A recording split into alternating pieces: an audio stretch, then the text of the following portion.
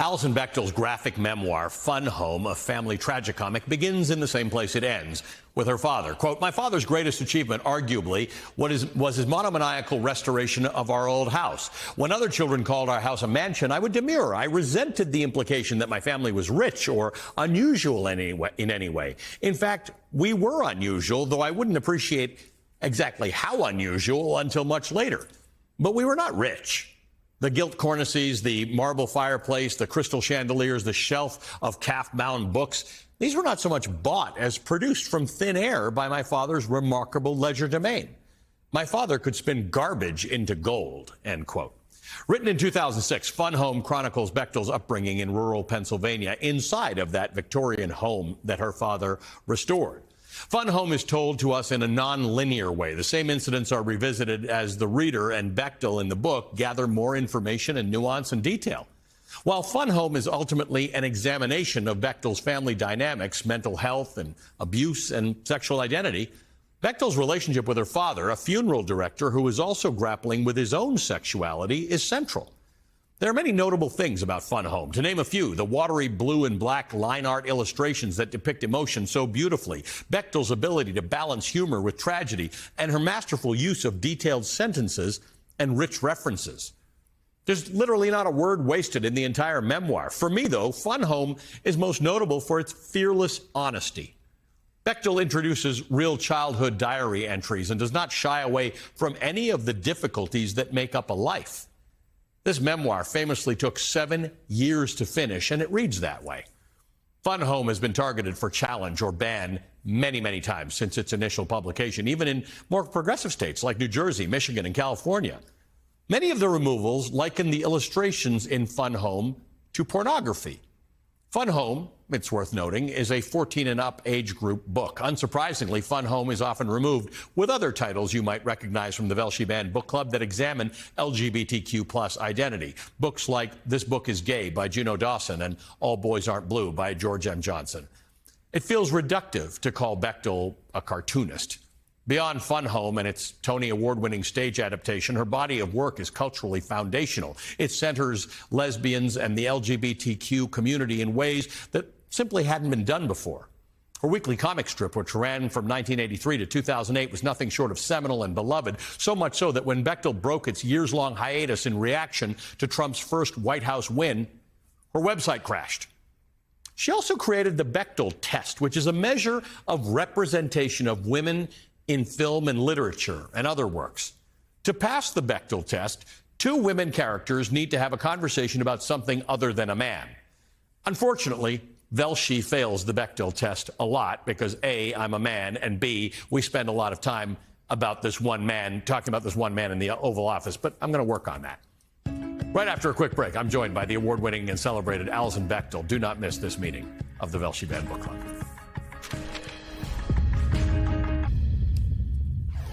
Today's meeting of the Velshi Band Book Club is officially underway. I'm thrilled to be joined by Alison Bechdel, the award-winning cartoonist of many works, including the brand new Spent, a comic novel, and today's Velshi Band Book Club feature, the award-winning Fun Home, a tragicomic. Alison, welcome to the Velshi Band Book Club. Hi, Ali. Thank you so much for having me. Thanks for doing this series. It's amazing. Well, thank you. The good news is that the book banners are giving me an opportunity to talk to great authors and cartoonists and novelists every week, so I'll take the win. Let's talk about the book. Yeah. Death is a central theme throughout Fun Home, from the funeral home to your father's own death, and you handle it with humor, but with sadness. And as the book goes on, your understanding of death in the book evolves, and I'd love you to talk a little about that. Yeah, it was a very odd experience growing up in a funeral home. As a little kid, I felt like it made me really special. I saw this thing that none of my friends were witness to. You know, I felt like it gave me kind of a special insight into life, as indeed it did. You know, I saw dead bodies. I saw people grieving. And so all of that was especially strange when my own father died and had his funeral in our family funeral home. It was like this crazy, surreal experience because it had always been at arm's length. I want to read a part of Fun Home that stood out to me. Quote, how did I know that the things I was writing were absolutely objectively true? All I could speak for was my own perceptions, and perhaps not even those. This talks about you grappling with both the anxiety you experienced in real life and as part of the writing process. Yes. And as a kid, I mean, that was sort of a Catholic thing I was learning at church school, that how important it was to tell the truth.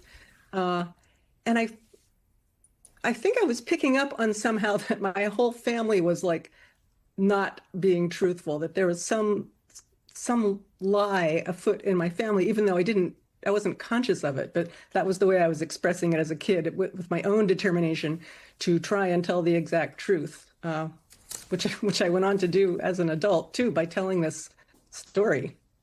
It's tough, though. I think no matter what your book is or your experiences is, you always grapple with what's the actual truth. And if you tell the actual truth, what are the consequences of it? In 2007, you wrote a piece for Slate about telling your mother about Fun Home. And you write in part, I know I hurt her by writing this book. She made that clear, but she also let me know that she grasped the complexity of the situation. At one point after Fun Home came out, she sent me a review from a local newspaper. It cited the William Faulkner quote, the writer's only responsibility is to his art. If a writer has to rob his mother, he will not hesitate.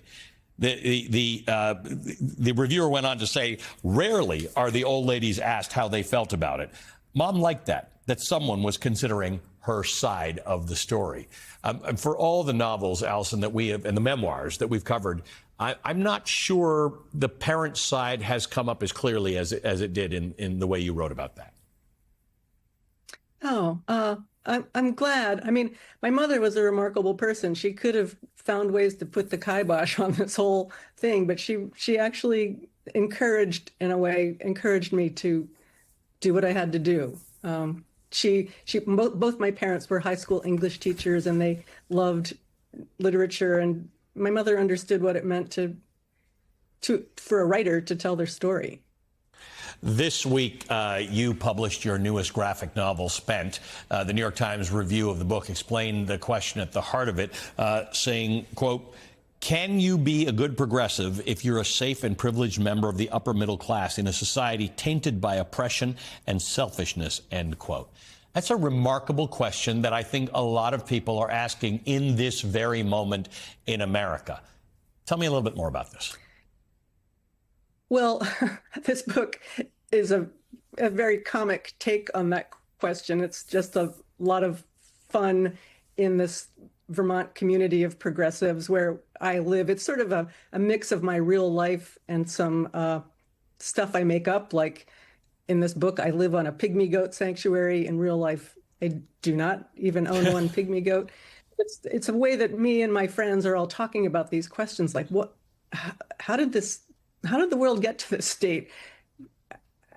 Were we part of it? What can we do to stop it now? You know, how can we stop being complicit in this crazy capitalist fueled insanity that we're living in?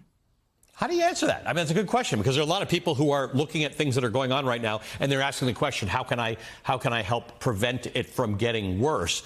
You're going a few steps back, and you're saying maybe we were complicit in getting here in the first place. So what conclusion do you and your friends come to when you discuss this? You know, I don't explore the complicity thing that deeply, but the answer to it, as the characters all find as this book unfolds, is working together, being together in community, connecting in the room together, spending time together. These characters have Shabbat together every week, even though half of them aren't Jewish. They go to political demonstrations together. There's a group household of these people in their 60s who still live in the group house that they shared when they were in their 20s. So they're very committed to these alternative ways of living and of being together. Yeah, and I should point out, I brought up the word complicity. That's not the way you characterize it at all. You sort of think about it more of what's your societal and communal responsibility. I think it's a great examination. Allison, yeah. It's a real honor to talk to you. Thank you so much for being the newest member of the Velshi Band Book Club. Thank you, Ellie. Allison is an award-winning cartoonist and author, including of Fun Home, a family tragicomic, and the brand new Spent, a comic novel.